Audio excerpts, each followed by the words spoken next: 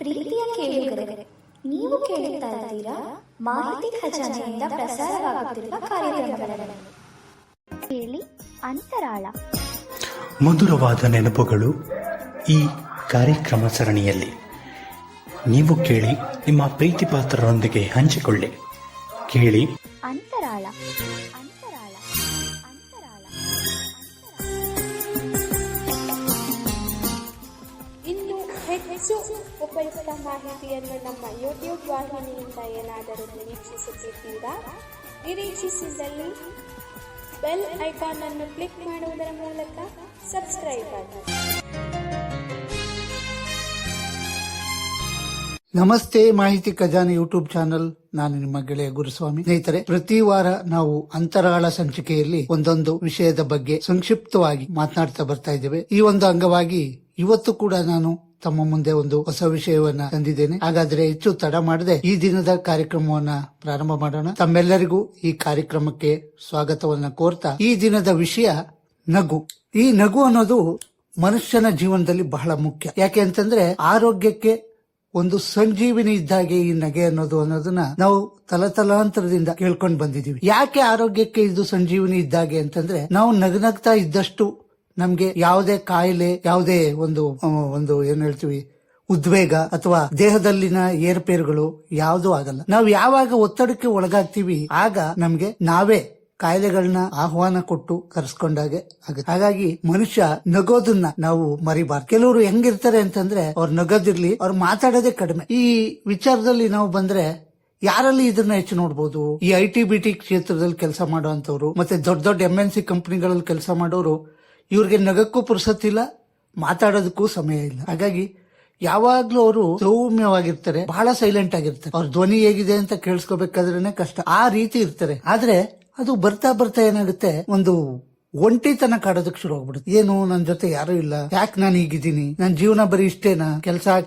ಖಂಡಿತ ಕೆಲಸ ಮಾಡ್ಬೇಕು. ಯಾಕೆಂದ್ರೆ ಮನುಷ್ಯನ ಜೀವನ ನಡಿಬೇಕು ಅಂದ್ರೆ ಕೆಲಸ ಬಹಳ ಮುಖ್ಯ, ನಿಜ. ಆದ್ರೆ ಅದ್ರ ಮಧ್ಯೆ ನಾವು ನಗೋದನ್ನೇ ಮರೆತ್ರೆ ಇಡೀ ಜಗತ್ತನ್ನೇ ಮರ್ತಾಗ್ ಲೆಕ್ಕ. ಯಾಕೆಂದ್ರೆ ನಗದೇ ಇರ್ತಕ್ಕಂತ ವ್ಯಕ್ತಿಗಳಿಗೆ ಒಂದು ರೀತಿ ಆಯುಷ್ಯ ಕಡಿಮೆ ಅಂತಾನೆ ಹೇಳ್ಬೋದು. ಯಾಕೆಂದ್ರೆ ಹೆಚ್ಚು ನಗೋರು ತುಂಬಾ ದಿನ ಬದುಕ್ತಾರೆ ಅನ್ನೋ ಒಂದು ನಂಬಿಕೆ. ಯಾಕ ನಂಬಿಕೆ ಇದೆ ಅಂತಂದ್ರೆ, ನಗು ಆರೋಗ್ಯವನ್ನ ಸುಧಾರಿಸುವಂತ ಒಂದು ಮದ್ದು ಇದ್ದ ಹಾಗೆ. ಈ ಮದ್ದಿಗಿಂತ ನಾವು ಕೃತಕವಾಗಿರತಕ್ಕಂತ ಔಷಧಿಗಳನ್ನ ಸೇವನೆ ಮಾಡೋದ್ರಿಂದ ನಮ್ಗೆ ಕೃತಕವಾದ ನಗು ಸಿಗಬಹುದೇ ಹೊರತು, ಆದ್ರೆ ಸಹಜವಾದ ನೈಜವಾದ ನಗು ಅನ್ನೋದು ಸಿಕ್ಕದಿಲ್ಲ. ಹಾಗಾಗಿ ನಾವು ಹೆಚ್ಚು ಹಾಸ್ಯಪ್ರಜ್ಞರಾಗಬೇಕು. ಹಾಸ್ಯ ಬಂದಾಗ ನಗಬೇಕು. ನಾವು ಒಂದು ಸಾಧ್ಯವಾದ್ರೆ 4 ಜನವನ್ನ ನಗಿಸುವಷ್ಟು ಒಂದು ಶಕ್ತಿಯನ್ನ ನಾವು ಪಡ್ಕೋಬೇಕು. ಯಾಕೆ ಅಂತಂದ್ರೆ, ಜಗತ್ತಿಗೆ ನಾವು ಏನ್ ಕೊಡುಗೆ ಕೊಡ್ತೀವೋ ಬಿಡ್ತೀವೋ, ಆದ್ರೆ ನಮ್ಮಿಂದ 4 ಜನ ನಗು ಹಾಗಾದ್ರೆ ಅದಕ್ಕಿಂತ ಕೊಡುಗೆ ಮತ್ತೇನು ಬೇಕಿಲ್ಲ ಅಂತ ಅನ್ಸುತ್ತೆ. ಹಾಗಾಗಿ ಸಾಮಾನ್ಯವಾಗಿ ನಾವು ಸ್ನೇಹಿತರು, ಒಡನಾಡಿಗಳು ಎಲ್ಲ ಕೂತು ಒಂದಷ್ಟೊತ್ತು ಹರಟೆ ಹೊಡೆಯುವಾಗ ಈ ಹಾಸ್ಯ ಚಟಕೆಗಳನ್ನ ಆರಿಸೋದು,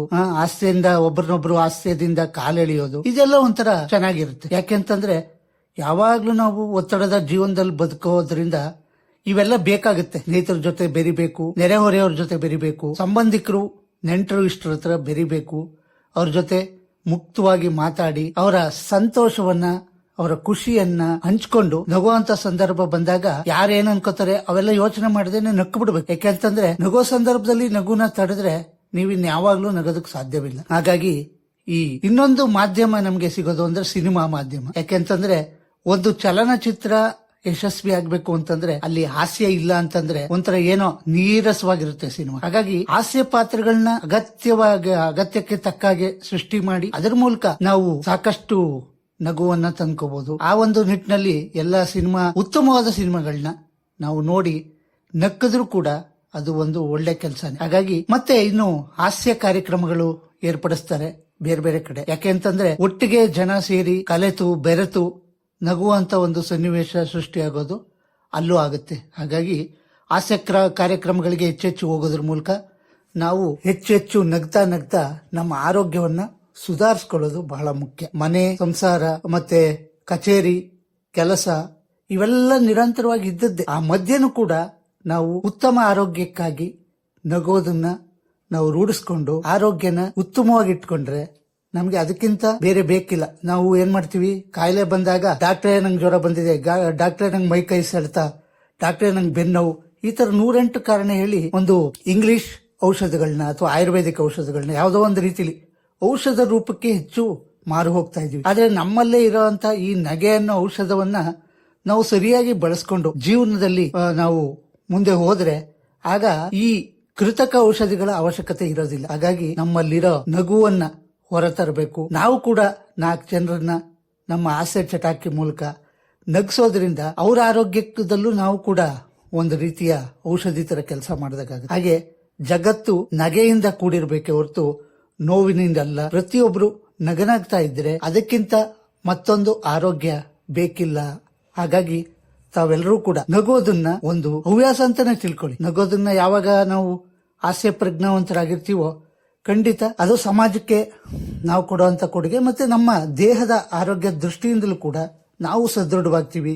ಹಾಗಾಗಿ ಎಲ್ಲರೂ ನಗೆಯನ್ನ ಚೆಲ್ಲಿ, ನಗೆಯನ್ನ ಹಂಚಿ, ನಗೆಯಿಂದಲೇ ಬದುಕು, ನಗೆಯಿಂದಲೇ ನಮ್ಮ ಆರೋಗ್ಯ ಭಾಗ್ಯ ಅಂತ ಹೇಳ್ತಾ ಈ ದಿನದ ಈ ಕಾರ್ಯಕ್ರಮವನ್ನು ನಾನು ಸಮಾಪ್ತಿ ಮಾಡ್ತಾ ಇದ್ದೇನೆ. ಮುಂದಿನ ಸಂಚಿಕೆಯಲ್ಲಿ ಮತ್ತೊಮ್ಮೆ ತಮ್ಮೆಲ್ಲರನ್ನು ಭೇಟಿಯಾಗ್ತೇನೆ. ಧನ್ಯವಾದಗಳು.